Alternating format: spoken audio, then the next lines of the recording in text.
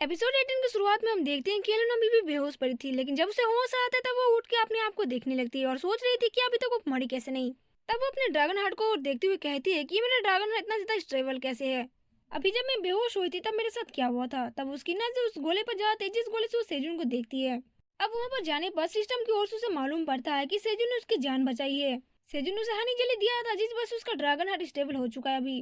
तब उसे याद आता है कि वो बेहोश होने से पहले सेजुन का नाम लिया था उसने।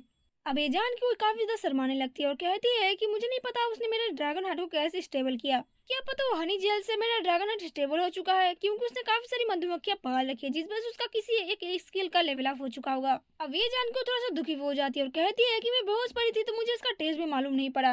इस एनहेंस टैलेंट को मैं एक बार परफेक्टली ट्राई करना चाहूंगी, लेकिन तब वो कहते हैं कि इन सब की बातों में भी सोचने का टाइम नहीं है। मैं हूँ एलन फिरतानी, मैं ग्रेट ब्लैक ड्रैगन हूँ, मुझे ग्रेटिट्यूड शो करना चाहिए जिसने मुझे बचाया है। वैसे भी फिरतानी फैमिली कोई छोटा मोटा फैमिली नहीं है, वो ड्रैगनों का सबसे खानदानी फैमिली है। तो जब सेजू ने मेरी जान बचाई ली है तब मुझे उसका ग्रेटिट्यूड शो करने के लिए मुझे उसको कुछ गिफ्ट में देना चाहिए ताकि उसे लगे कि हाँ मुझे उसका धन्यवाद करने में कोई कमी नहीं रखनी चाहिए। तब वो जाके काफी सारी चीजें ढूंढने लगती है, मैजिक स्वॉर्ड, हॉली स्वॉर्ड, तलवार और काफी सारी चीजें ढूंढने के बाद भी उसे कुछ नहीं मिलता। वो कहती है कि ये सब चीजें तो ठीक है लेकिन उसके लिए इनफ नहीं है, मुझे एक ऐसी आइटम को ढूंढना पड़ेगा जो कि सेजुन को फार्मिंग में काम आ सके। वैसे ऐसा कौन सी चीज है कि जो फार्मिंग में काम आ सके। काफी ज्यादा वो सोचने लगती है। तभी उसके सामने अपना स्टैचू नजर आता है। अब वो देख के काफी ज्यादा खुश हो जाती है और अपना दांत दिखाते हुए कहती है कि सेजुन को ये जरूर पसंद आएगा। जिसके बाद हमें सेजुन को दिखाया जाता है जो कि अपने पलटनों के साथ सो रहा था। तभी वहाँ पर टावर मैनेजर की तरफ से उसे मैसेज आता है, उसे बताती है कि सेजुन को उसने थैंक यू बोला है। तब सेजुन धड़पड़ाक उठता है और उसे पूछता है क्या वो ठीक है। तब टावर मैनेजर कहता है उसे कि हाँ वो बिल्कुल ठीक है और सेजुन को थैंक यू भी बोलता है। तब सेजुन जाके काफी ज्यादा रिलीफ फील करता है। तब सेजुन से कहता है कि मुझे हाल फिलहाल में ही मालूम पड़ा कि तुम्हें चेरी टमाटर कितना ज्यादा पसंद था। तो क्या ये मेरी कॉप्स की वजह से हुआ था कि मैंने तुम्हें बहुत चीजें खाने के लिए दिया था, इसी वजह से तुम बीमार पड़ चुकी हो। तब टावर मैनेजर कहता है कि ऐसी कोई बात नहीं है, इसकी वजह से ऐसा कुछ नहीं हुआ है। ये दौर हर 10 साल में एक बार आता है जिस वजह से उसका दिल काफी जोर से धड़कता है और ड्रैगन हंट काफी ज्यादा चोट लगती है। लेकिन सेजुन के टावर फार्मिंग की वजह से उसको चेरी टमाटर की वजह से उसका ड्रैगन हंट काफी ज्यादा स्टेबल हो चुका है और रिकवर भी हो चुका है। इसकी वजह से वो उसे थैंक यू भी बोलती है। तब सेजुन कहता है कि ये सुन के मेरे दिल को काफी ज्यादा राहत मिलती है कि तुम ठीक हो। तब सेजुन एलन को कहता है कि मेरे पास कुछ और भी हानि जली है, ये तुम्हें ले लेना चाहिए और ये तुम्हारे काम आएगा, ये ड्रैगन हार्ट को स्टेबल करने में काफी ज्यादा अच्छा है। तब टावर मैनेजर उससे कहता है कि उसे काफी ज्यादा शर्म आ रही है क्योंकि वो हमेशा से लास्ट में जाके झुक जाता है और सेजुन उसकी मदद करता है और वो कभी भी उसका डेबिट पे नहीं करता, इस वजह से वो कुछ उसे पे करना चाहता है। तब सेजुन भी ये सुनकर हैरान हो जाता है। वो कहता है कि तुम अपनी लाइफ के सेविंग की वजह से तुम कुछ देना चाहते हो, लेकिन वो क्या चीज है। तब एलिन उसे कहती है कि तुम आसमान की ओर देख के जोर से एलिन करके चिल्लाओ, फिर तुम्हें क्विज के तौर पर कुछ रिवॉर्ड मिलेगा। तब सेजुन अपनी टोपी को संभालते हुए कहता है कि मुझे जोर से चिल्लाना पड़ेगा तब मुझे कुछ अच्छा मिलेगा, लेकिन क्या ये खतरनाक हो सकता है। तब एलिन उसे कहती है कि घर के बाहर जाके खुले आसमान के नीचे जाके जोर से चिल्लाओ, ये डेंजरस है या नहीं है उसे तो नहीं पता, लेकिन सबसे पहले तुम्हें चिल्लाना पड़ेगा। तब सेजुन उसकी बात सुन कहता है ये तो सुनने में काफी डरावना लगता है। तब यहाँ पर कैंग कहता है कि डैड क्या आप लूना पर इतना ज्यादा बिलीव नहीं करते हैं, क्या उससे डर रहे हैं, उसके ऊपर आपको डाउट है। तब यहाँ पर सब लोग उठ कर जाते हैं और खुले आसमान के एक अच्छे से मैदान में जाकर सेजुन जोर से एलिन करके चिल्लाता है, लेकिन यहाँ पर फिलहाल कुछ भी नहीं होता।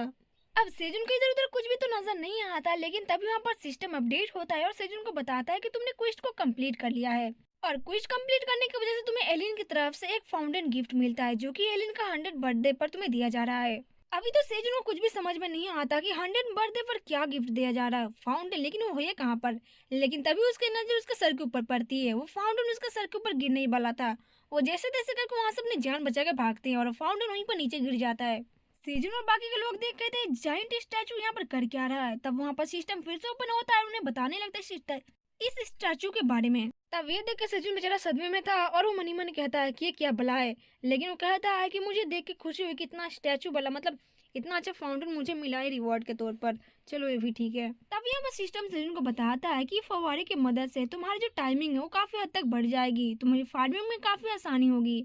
तब सेजुन भी जान के खुश हो जाता है और कहता है कि तुम सही कह रहे हो क्योंकि हाल फिलहाल में काफी ज्यादा फार्मिंग के फील्ड बढ़ चुके हैं और वो लोग काफी ज्यादा फार्मिंग कर रहे हैं, इस वजह से खरगोशों को पानी लाने में दिक्कत हो रही है। अब इस फाउंटेन की मदद से उनको एक काम आसानी में हो जाएगी। सेजुन ये भी कहता है कि उनको ऊपर और नीचे जाने में काफी ज्यादा समय लग जाता था, इस वजह से वो लोग पानी लाने में काफी ज्यादा टाइम लगता था, ऊपर से उनको मेहनत भी लगती थी। लेकिन एलिन ने इस बारे में सोचा, इसके लिए सेजुन उसको थैंक यू बोलता है क्योंकि इसकी मदद से उनको काफी ज्यादा मदद मिल सकेगी। लेकिन सेजुन पूछता है कि बाकी के स्कूल अभी सेंसर में क्यों नहीं आ रहे हैं। अब सिस्टम सेजुन को बताता है कि इसके बारे में एलिन को कुछ भी नहीं पता क्योंकि उसके ग्रैंडफादर ने उसे कुछ भी नहीं बताया है। तब सेजुन उससे पूछता है, तब इस फव्वारे में से पानी कब तक निकलेगी, क्या ये हमेशा के लिए निकल रही है। तब सिस्टम उसे बताता है कि इसमें कोई भी लिमिट नहीं है, तुम जितना चाहे इसको इतना यूज कर सकते हो। उसने कहा है कि तुम इस फव्वारे को बस ऑर्डर दे सकते हो, जिस वजह से अपने स्टेटस विंडो ओपन करेगा और अपनी स्टेटस की मदद से इसका एक पार्ट हो जाएगा जो तुम्हें रिवॉर्ड के तौर पे मिलेगा, और तुम जैसे उसको बोलोगे पानी निकलने लगेगा। अब सेजुन को जान के अच्छा तो लगता है कि इसका कोई लिमिट नहीं है, लेकिन इसकी सेटिंग में जाकर एक बार कंट्रोल कर लेना काफी ज्यादा अच्छा होगा।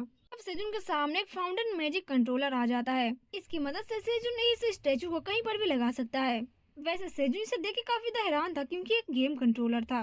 सेजुन उस कंट्रोलर को लेके उसे कंट्रोल करने लगता है। जब सेजुन बटन को प्रेस करता है तब स्टैचू भी हिलने लगती है। अब सेजुन ने देख काफी खुश था क्योंकि एक गेम खेलने लायक था, क्योंकि उसे लग रहा था कि एक गेम करेक्टर है और वो जैसे चाहे वैसे उसको यूज कर सकता था। अब यहाँ पर केंग कहता है, क्या डैड आप इसको यूज कर रहे हो, मैं भी एक बार इसे ट्राई जरूर करना चाहूंगा, और बाकी के लोग भी यही कहते हैं। तब से जो उस कंट्रोलर से लेके उस टैटू को नचाने लगता है। इसके साथ साथ सारे रेबिट और केंग भी डांस कर रहे थे, वो लोग काफी ज्यादा मजे कर रहे थे। लेकिन तभी वो स्टैचू बहुत जोर से दहाड़ मारता है सेजुन को किसी एक बटन को दबाने की वजह से, लेकिन इससे केंग डर जाता है और वो गुस्से में जाके स्टैचू के ऊपर अपना वार कर देता है। इससे स्टैचू का जो हॉर्न होती है वो टूट जाता है, जिसे देख के तो सेजुन की हालत ही खराब हो जाती है। उसके चिल्लाने की आवाज सीधा एलिन के पास जाती है। एलिन जब उसके वॉल में देखती है तब उसे लगता है कि कोई डेंजरस खतरे का सिग्नल आ रहा है। वो सीधा सेजुन से पूछ लेती है कि यहाँ पर क्या मैटर चल रहा है, क्या कुछ गड़बड़ है। तब सेजुन हंसते हुए कहते हैं, अरे कोई बात नहीं है, हम लोग तो स्टैचू को अच्छे से देख रहे हैं, स्टैचू देखने में काफी खूबसूरत है, इसलिए हम लोग इसको क्लोज में आकर देख रहे थे। हमें जानने को मिलता है कि वो लोग सींग को किसी तरह से चिपका देते हैं और उसी पर खड़े होते हैं। तब सेजुन बात को पलटने के लिए एलिन से कहता है, क्या तुम भूखी हो, क्या तुम कुछ खाना नहीं चाहोगे। तब एलिन भी मान जाती है, जिसके बाद हमें देखने को मिलता है कि एलिन काफी ज्यादा खुश होती है और वो स्वीट पोटैटो खा रही होती है और वो कहती है कि अच्छा लगा मुझे जानकर कि सेजुन का स्टैचू काफी अच्छा लगा। अब सेजुन उस फाउंटेन को एक जगह पर लगा देता है और कहता है कि अच्छा हुआ कि उसको पता नहीं चला और उसने हम लोग को पकड़ा नहीं। जिसका बाद सीन शिफ्ट होता है, 67 फ्लोर का सीन दिखाया जाता है जहाँ पर सिल्वर वुल्फ अपनी फैमिली के साथ होता है और वो लोग रेड लोटस को इकट्ठा कर रहे होते हैं जो कि मरे पड़े होते हैं। यहाँ पर सिल्वर वुल्फ का जो बच्चा होता है वो कहता है कि मैं और भी ज्यादा क्रॉप्स लाने के लिए जा रहा हूँ रेड लोटस। उसका डैड बोलते हैं ठीक है, लेकिन अपना ध्यान रखना। अब सिल्वर वुल्फ की वाइफ उससे पूछती है कि तुमने कहा था कि सब कुछ ठीक चल रहा है, लेकिन क्या हो हमारे बच्चों को यहाँ पर लाना सही बात है क्योंकि ये जगह काफी ज्यादा खतरनाक है। तब सिल्वर वुल्फ अपनी वाइफ से कहता है कि मुझे पता है कि तुम किस बारे में चिंता कर रही हो, लेकिन हम लोग इस बारे में बातचीत कर रहे हैं।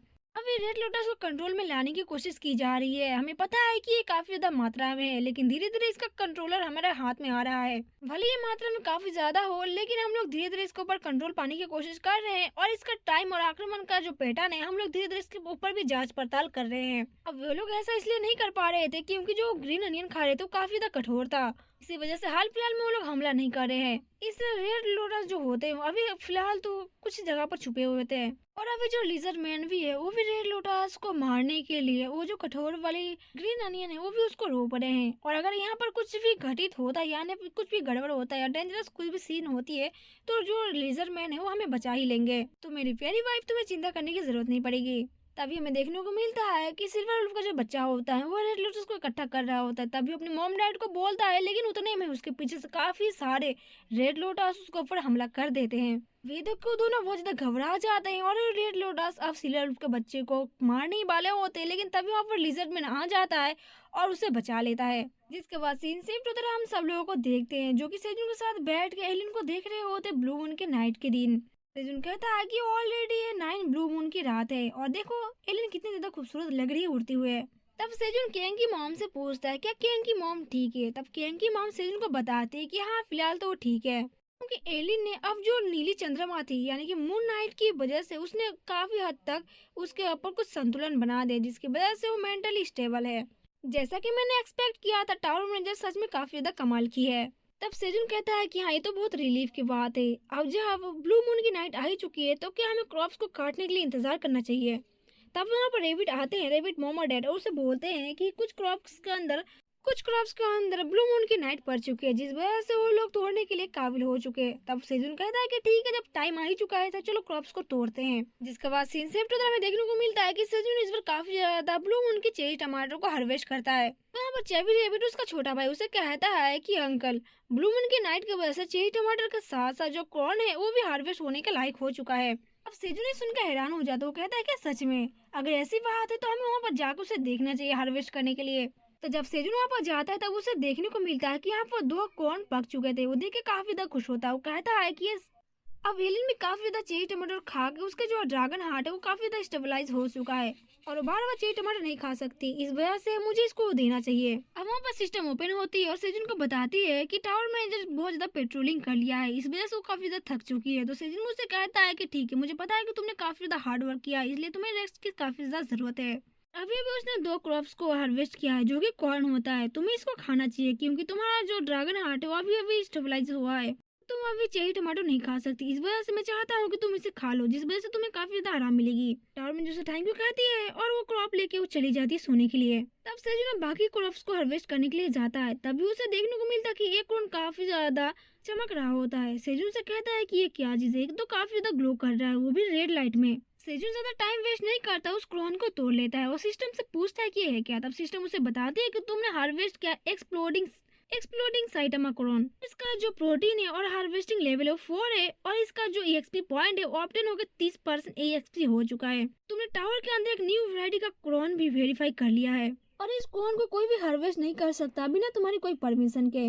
और इस क्रोन की सबसे बड़ी बात तो ये थी कि इसको सेवन करने से तुम्हारे जो बाल होते हैं वो काफी ज्यादा घने हो जाते हैं, जिसे सुन के तो सेजुन की हवाई वो निकल जाती है। उसके हाथ कांपने लगते हैं और वो घुटनों के बल नीचे बैठ जाता है। उसे देख कर काफी ज्यादा रोने लगता है। वो कहता है कि तुम तो बेस्ट हो। इसे देखकर कैंग उससे पूछता है कि डैडी आप यहाँ पर कर क्या रहे हो। तब सेजुन अपनी टोपी को निकालते हुए कहता है कि कैंग, मेरे बालों को देख के तुम्हें क्या लग रहा है। तो कहता है कि नॉट कूल। तब सेजुन उस क्रोन को लेके जोर से चिल्लाते हुए कहता है कि अब मेरी बात सब लोग ध्यान से सुनो। हम लोग कल से एक न्यू तरीके का खेती इस्तेमाल करेंगे जो कि होगी न्यू वैरायटी का क्रोन की खेती। अब इस तरह से चिल्लाते हुए देखकर कैंग कहता है कि डैड अब इस तरह से चिल्ला रहे हो, इस वजह से आप और भी ज्यादा अनुकूल लग रहे हो। तब सेजुन खेती के लिए कुछ बीज उसमें से निकाल लेता है और कहता है क्या ये कौन फटता है और क्या इस पॉपकॉर्न बना सकते हैं। तो वो कैसे इसको पॉपकॉर्न बनाए, क्या फ्लेम की मदद वो ले सकता है। लेकिन जब सेजुन फ्लेम के पास जाता है तो देख कर काफी ज्यादा हैरान होता है क्योंकि ब्लू मून की वजह से जो फ्लेम होती है वो काफी हद तक बढ़ जाती है। अब यहाँ पर फ्लेम भी सेजुन को बताती है कि हाँ, ब्लू मून की पावर की वजह से वो काफी हद तक उसकी पावर बढ़ चुकी है और वो सेजुन को थैंक यू कहते हैं क्योंकि सेजुन ने उसको अच्छी जगह पर बोया जिस वजह से उसे काफी ज्यादा एबिलिटी मिल रही है। तब सेजुन कहता है कि वो किस चीज के बारे में। तब वहाँ पर फ्लेम बताती है कि वो फ्लेम प्रोटेक्शन के बारे में है। पहले तो सेजुन को कुछ भी समझ में नहीं आता, लेकिन तब फ्लेम अपने फ्लेम प्रोटेक्शन को दिखाती है जो कि सेजुन को पूरी बॉडी में फैल जाता है। सेजुन को सिस्टम की ओर से पता चलता है कि ये फ्लेम ऑफ प्रोटेक्शन जो है वो सेजुन को 3 घंटे तक सुरक्षित रखेगी, कोई भी सेजुन को हार्म नहीं कर पाएगा। सेजुन को जब ये बॉडी में महसूस होता है तब उसे लगता है कि ये गर्म होगा, लेकिन ये बॉडी में बिल्कुल भी हार्म नहीं करता, ऊपर से गर्म भी नहीं लगता। तब सेजुन अपने पास उस फ्लेम ऑफ प्रोटेक्शन को रख लेता है और वो फ्लेम को थैंक यू कहता है उसको इतनी अच्छी चीज देने के लिए। तब फ्लेम भी कहती है कि कोई बात नहीं, वे अपने मास्टर को प्रोटेक्ट करेगी। तब सेजुन से कहता है कि वो सब कुछ तो ठीक था, लेकिन क्या तुम इस क्रोन को पका सकती हो क्योंकि एक न्यू वैरायटी का क्रोन है और ये पकाना चाहता हो। वैसे तो चाहता है कि उसे पका खाए, लेकिन उसे बिल्कुल भी नहीं पता कि वो किस तरीके से इसे हीट करे जो ये पक जाए, क्योंकि न्यू वैरायटी का इसलिए उसे डर लग रहा है कहीं वो पकाए और ये बेकार हो जाए, तो इसलिए वो चाहता है कि इसमें फ्लेम उसकी मदद करे। तब फ्लेम उसे कहती है कि आई थिंक उसे चीज पता है कि उसे किस तरीके से इस कॉर्न को पकाना चाहिए। जब वैसी कॉर्न की बारी आती है तब उसको पत्ते के शुद्ध उसको पकाना होता है। सबसे पहले उस कॉर्न की जो मूछें होती है उसको पत्ते में अच्छे से लपेट कर उसको कस के बांध दो। सेजुन भी ठीक वैसे ही करता है, जिसके बाद उसको कहती है कि तुम पकड़े रहो। जिसके बाद वो अपने पास से फ्लेम प्रोटेक्शन का यूज करती है। तब फ्लेम के पत्तों में से काफी आग निकाल के सेजुन का हाथों में जो कॉर्न होता है उसके ऊपर लग जाती है। सेजुन तो एक पल के लिए डर ही जाता है, लेकिन उसको कुछ भी नहीं होता, बल्कि वो पत्ता तो गोल हो जाता है। अब फ्लेम उसे कहती है कि हाँ, अब इस बॉल को ओपन करो आराम से। तब सेजुन भी उसे ओपन करता है। तब उसे देखने को मिलता है कि जब वो ओपन करता है वो देखता है कि कॉर्न पक के पॉपकॉर्न हो चुकी होती है। अब उसके बाद वो लोग सॉल्ट लगा के उसको खाते हैं। जब वो लोग खाते हो तो उनको काफी ज्यादा अच्छा लगता है क्योंकि काफी ज्यादा मजेदार था, डिलीशियस, क्रिस्पी और बहुत ही ज्यादा अच्छा था। खाते हुए जब सेजुन केंग को देखता है तब उसे कहता है कि देखो तुम तो काफी ज्यादा अच्छा दिख रहे हो। तब केंग उसे कहता है कि डैड आपके बाल भी घने दिख रहे हैं। तब सेजुन उसको सर को सहलाते हुए कहता है कि तुम्हें इस तरह का झूठ बोलना किसने सिखाया है। लेकिन तभी उनको बहुत जोर से दहाड़ने की आवाज सुनाई देती है जिससे उनके कान भी फट जाते हैं। अब इतनी गहरी दहाड़ सुनने के बाद सेजुन कहता है कि एलिन ने मॉन्स्टरों को सोने नहीं दिया। तभी यहाँ पर केव के अंदर केंग की मॉम आती है और सेजुन कहती है कि जल्दी तुम्हें गुफा से बाहर आना होगा। और जब सेजुन बाहर आता है तब उसे देखने को मिलता है जो कॉर्पोरेट एंड होते हैं वो फ्लावर एंड आ चुके होते हैं, मतलब एक दूसरी किस्म का एंड होता है जो काफी ज्यादा खतरनाक होते थे। अब सेजुन इनको देखे काफी ज्यादा निराश होता है। वो सोच रहा था कि वो कुछ दिन के लिए आराम करेगा, लेकिन ये बास्टर्ड तो अभी फिर से आ गए। अब उनका आराम भी हराम हो गया, वो भी मून नाइट के दिन। तब सेजुन यहाँ पर ज्यादा कुछ नहीं सोचता, सबको कह देता है कि तैयार हो जाओ, अब हम लोग इनके साथ फाइट करने वाले हैं। और जिसके बाद वो लोग अपने हाथों में मशाल लेके उनके साथ फाइट करने के लिए तैयार होते हैं। लेकिन वो जो फ्लावर एंड्स होते हैं वो अपने मुंह से काफी ज्यादा स्टिकी और घिनौनी चीजें फेंक रहे होते हैं, जिस वजह से उनको चलने में काफी ज्यादा खराब लग रहा था। वो जाकर उनके ऊपर चिपक जा रहा था, जिस वजह से वो लोग काफी ज्यादा घिना रहे थे। और ऊपर से वो लोग एक स्मोक भी फेंकते हैं जो कि पर्पल कलर का होता है। सेजुन उस स्मोक को टच करने जाता है, लेकिन तभी वहाँ पर रेबिट आकर कहता है कि अंकल आप इसे टच नहीं कर सकते क्योंकि इसमें पॉइजन भरा है। और ब्लैक रेबिट सेजुन को धक्का देके वहाँ से उसे बचा लेता है। अब कहीं ना कहीं इसके जहर सेजुन के ऊपर हावी हो रहा था क्योंकि वो काफी ज्यादा कमजोर महसूस कर रहा था अपने आप को। अब यहाँ पर किंग चिल्लाते हुए कहता है कि डैड यहाँ पर देखो, उनके ऊपर कुछ तो हो रहा है। लेकिन हमें यहाँ पर देखने को मिलता है जो कॉर्पोरेट एंड होते हैं वो ब्लूम उनकी एनर्जी भी सोख कर रहे थे। इसकी वजह से वो लोग काफी ज्यादा पावरफुल भी लग रहे थे और वो लोग उनके ऊपर बढ़ रहे थे। अब ये देखकर सारे लोग भी हैरान हो जाते हैं कि एंड भी ब्लूम उनकी एनर्जी सोख कर सकते हैं। अब यहाँ पर किंग की मॉम उससे कहती है कि हमारे लिए काफी ज्यादा हार्ड होगा इनके ऊपर हमला करने का। यहाँ पर सेजुन भी ये बात सुन के काफी ज्यादा निराश हो जाता है और कहता है कि मुझे भी ऐसा लगता है कि हम अब इनके खिलाफ बिल्कुल भी नहीं जीत सकते। उसके सामने एक बहुत बड़ा कॉर्पोरेट एंड खड़ा था और सेजुन उसके सामने पिद्दी सा लग रहा था। सेजुन कहता है कि मैंने कभी नहीं सोचा था कि इतना खतरनाक भी हो सकता है। मैंने कभी नहीं सोचा कि मेरा खेती, मेरा इतना सब कुछ जो मैंने किया है अभी, वो सब कुछ ऐसे ही खत्म हो जाएगा। बाकी के रेबिट काफी ज्यादा घबरा रहे थे और कहता है कि अब हम क्या करेंगे। लेकिन तभी सेजुन को पीछे से आवाज आती है कि कोई बात नहीं, लेकिन मैं तुम्हारी हेल्प करूंगा। लेकिन तभी सेजुन पीछे मुड़ता है, उसे कहता है कौन बोल रहा है। तब वो देखता है कि एक स्टैचू। जब सेजुन पीछे मुड़ के देखता है तब वो स्टैचू बोल रहा था। वो कहता है कि मैं हूँ ग्रेट ब्लैक ड्रैगन एटन फिरतानी और मैं एलिन का फादर हूँ। इसे देख किंग और किंग की मॉम भी काफी ज्यादा शॉक होते हैं और बाकी के लोग भी बोलते हैं हाई।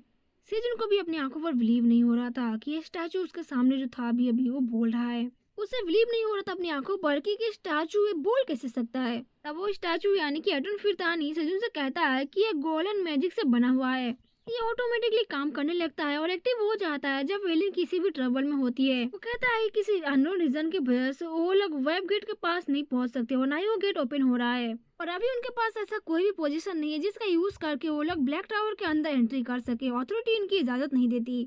लेकिन सौभाग्य से इस स्टैचू को यहाँ पर लाया गया था और ये 99 फ्लोर पर यहाँ पर रख दिया गया था, जिसकी वजह से मेरी जो अवेकनिंग पावर थी वो ओपन हो चुकी थी। और ये अब इस स्टैचू की मदद से मैं इस जगह को कंट्रोल कर सकता था, ऑब्जर्व कर सकता था और मोमेंट को कंट्रोल करके इस जगह पर अलाउ कर सकता था किसी भी चीज को करने के लिए। यहाँ पर अथॉरिटी ने कहा है कि मैं इस स्टैचू को यहाँ पर इस्तेमाल कर सकते हैं। और थैंक यू सो मच, मुझे पता चला है कि तुमने ही एलिन की ड्रैगन हार्ट को सुधारने में मदद की है, इसके लिए मैं तुम्हारा दिल से धन्यवाद करता हूँ।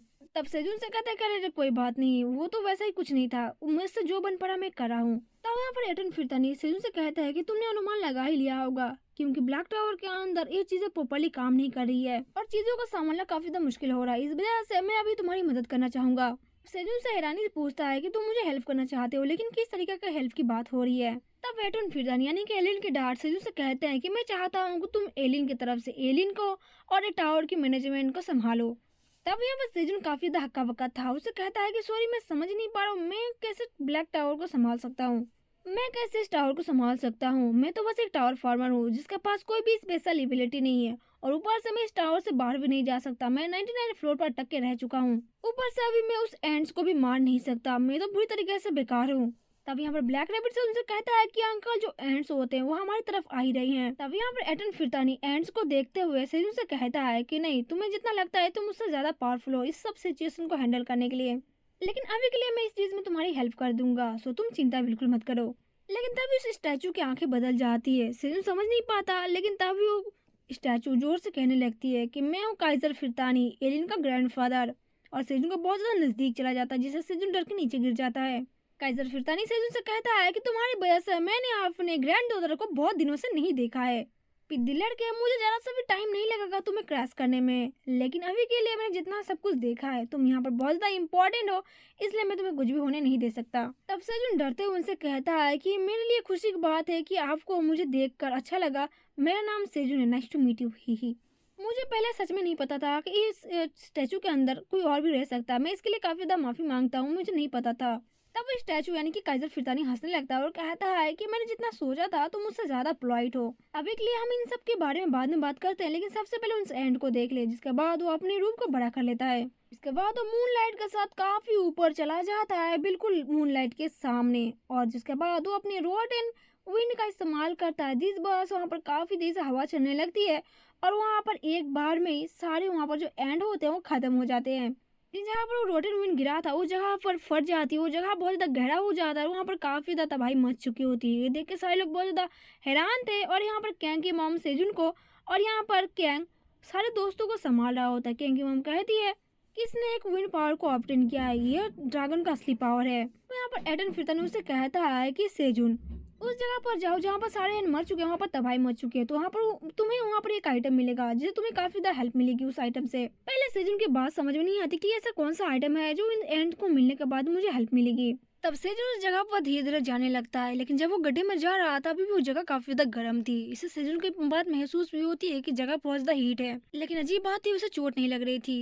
वो अब ढूंढते हुए उस चीज को जाता है, तभी वहाँ पर कैंग को चीज मिल जाती है। वो सेजुन का आवाज लगाता है कि डैड मुझे यहाँ पर कुछ चीज मिला है। वो वहाँ से इशारे करके बताता है कि यहाँ पर कुछ साइनी टाइप की चीज है। जब सेजुन वहाँ पर जाता है तब वो देखता है कि वहाँ पर कुछ नीली टाइप की चीज साइन कर रही थी, जो कि काइजर ने बताया था। जब सेजुन इस चीज को देखता है और उसे स्टेटस में चेक करता है, तब उसे मालूम पड़ता है कि कॉर्पोरेट एंड का सीड होता है, जिसकी ग्रेड ए होती है और इसकी जो सेल्फ लाइफ होती है वो 100 डे का होती है। इस सीड को खाने की जो बॉडी की ऊर्जा होती है वो 10 गुना बढ़ जाती है। तब वहाँ पर फिरतानी उस सेजुन से कहता है कि तुम इसे जल्दी से खा लो, तब तुम्हारी वीक बॉडी काफी ज्यादा स्ट्रॉन्ग बन जाएगी। वो उसे बताते हैं कि अगर तुम इस सीड को अभी नहीं खाओगे तो फिर से अगर माटी में गिरेगा तो फिर से उग जाएगा और काफी ज्यादा शैतानी हो जाएगा। इससे पहले कि ऐसा कुछ हो तुम इसे खा लो। जब सेजुन इस सीड को देख रहा था खाने के लिए तो काफी ज्यादा घिना रहा था। वो उससे कहता है कि क्या वो इस सीड को कुक करके नहीं खा सकता।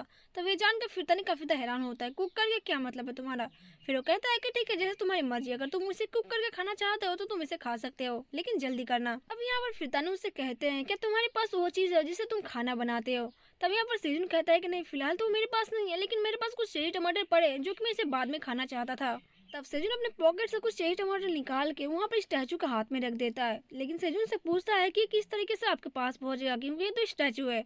तब वहाँ पर फिरतानी उसे बताते हैं कि स्टैचू में ऐसी कुछ कनेक्शन है जहाँ पर अगर स्टैचू को मुंह पर चेरी टमाटर या फिर कुछ वस्तु रखी जाएगी तो ऑटोमेटिकली मेरे पास लेके आएगी, कहीं पर भी मैं हूँ तो भी। फिरतानी पहले कहता है कि मुझे एक ही देना, मुझे क्या पता है ये चीज़ें डेंजरस है या फिर नहीं है, लेकिन उसके बाद सेजुन उसे सारे टमाटर दे देता है, जबकि वो पूरा टमाटर अपने मुंह के अंदर गिर लेता है।